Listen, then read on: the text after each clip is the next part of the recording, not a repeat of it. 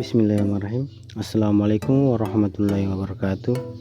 Perkenalkan, nama saya Akmal Kale dari Prodi Ekonomi Syariah 4C.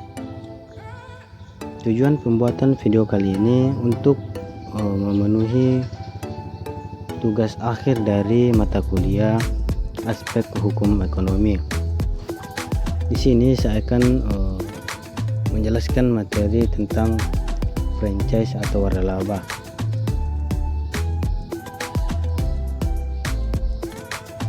Pertama kita masuki materi yang pertama, apa sih itu franchise atau waralaba?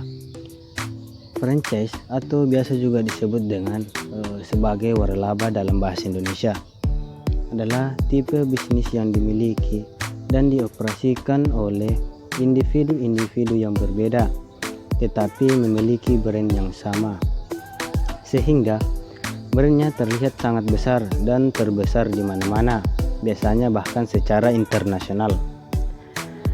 Franchise yang merupakan bentuk bisnis waralaba pada dasarnya berasal dari bahasa Prancis, itu memiliki arti hak atau kebebasan untuk menjual produk dan jasa.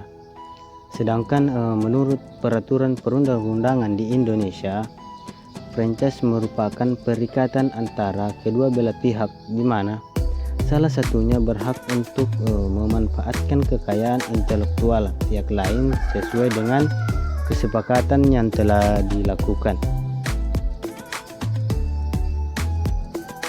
Berikutnya di sini saya akan menyebutkan beberapa macam-macam usaha franchise. Yang pertama itu bisnis franchise seperti jasa pengiriman, cuci mobil, salon, dan jasa lainnya.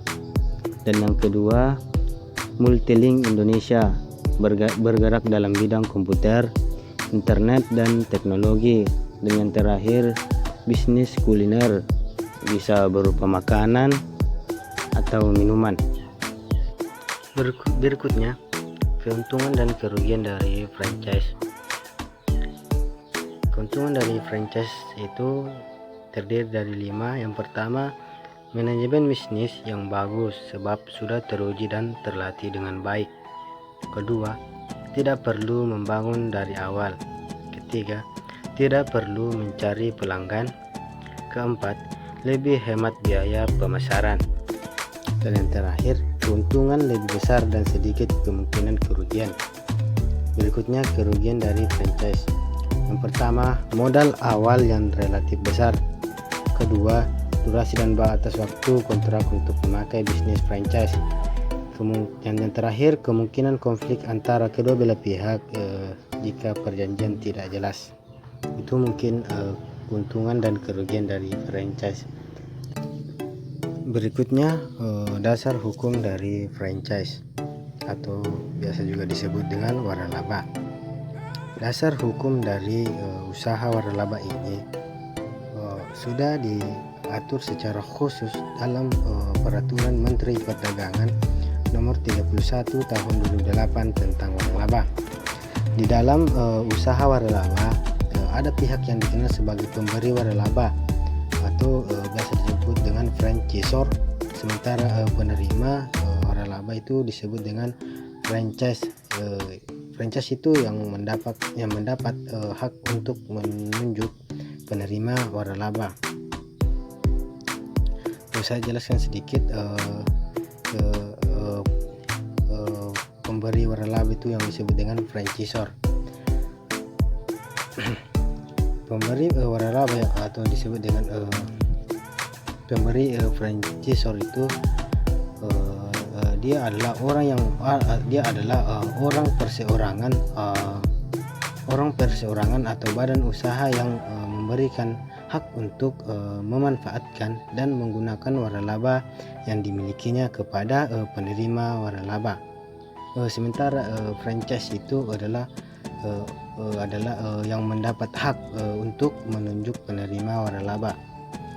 Penerima waralaba ini juga dapat meneruskan hak tersebut jika kemudian disebut sebagai pemberi waralaba. lanjutan, pemberi waralaba lanjutan ini yakni orang perseorangan atau badan usaha yang menerima hak dan pemberi waralaba untuk memanfaatkan dan menggunakan waralaba yang dimiliki pemberi waralaba untuk menunjuk penerima waralaba lanjutan. Mungkin itu yang saya jelaskan tentang dasar hukum dari usaha waralaba ini. Berikutnya perjanjian dan aspek hukum perjanjian dalam franchise. Yang pertama saya akan menjelaskan tentang perjanjian waralaba atau franchise. Perjanjian waralaba atau franchise itu merupakan perjanjian tertulis antara para pihak yang berupa perjanjian baku, pada umumnya ditentukan secara sepihak oleh pemberi waralaba, sehingga cenderung memberikan posisi tawar yang lebih baik bagi pemberi waralaba daripada penerima waralaba. Berikutnya itu aspek hukum perjanjian dalam franchise. Yang pertama, nama dan alamat pihak para pihak. Kedua, jenis hak kekayaan intelektual atau haki. Ketiga, kegiatan usaha. Keempat, hak dan kewajiban para pihak. Kelima, bantuan, fasilitas, bimbingan operasional, pelatihan, dan pemasaran yang diberikan pemberi waralaba kepada penerima waralaba. Dan yang keenam, wilayah usahanya. Dan yang terakhir, jangka waktu perjanjian. Selanjutnya, materi yang terakhir adalah panduan cara mendirikan franchise.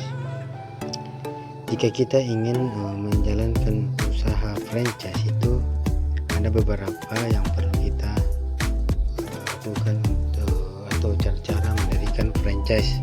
Yang pertama itu, pastikan franchise yang dibuka memiliki ciri khas dan keunikan. Sebuah usaha jika ingin dikenal oleh masyarakat, hendaklah memiliki ciri khas dan keunikan yang berbeda dari usaha lainnya. Oleh karena saat hendak mendirikan sebuah usaha franchise, hendak memikirkan matang-matang rencana agar bisnis waralaba yang dimiliki dapat memiliki ciri khas yang dikenal oleh masyarakat. Ciri khas inilah yang akan membuat bisnis tersebut dikenal luas oleh masyarakat. Kedua, susunan laporan keuangan yang tepat dan rinci.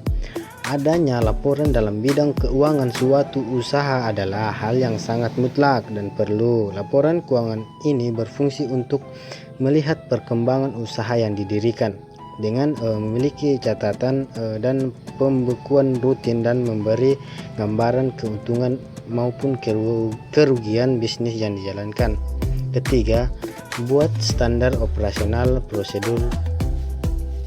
Standar operasional prosedur atau biasa dengan atau SOP dalam mendirikan bisnis haruslah jelas sebagai acuan dalam penentu standar kualitas produk dan juga pelayanan. Keempat, pastikan adanya dukungan dari pemilik franchise dan mitra bisnis. Dukungan dari pemilik franchise dan mitra bisnis itu menjadi hal yang sangat penting dan harus dipahami ketika mendirikan suatu franchise. Pasalnya hal ini yang menentukan bagaimana jalannya usaha di masa mendatang. Dan yang terakhir itu, pastikan ada hak kekayaan intelektual atau haki dan izin usaha. Adapun tujuan dan manfaat dari franchise ini, yaitu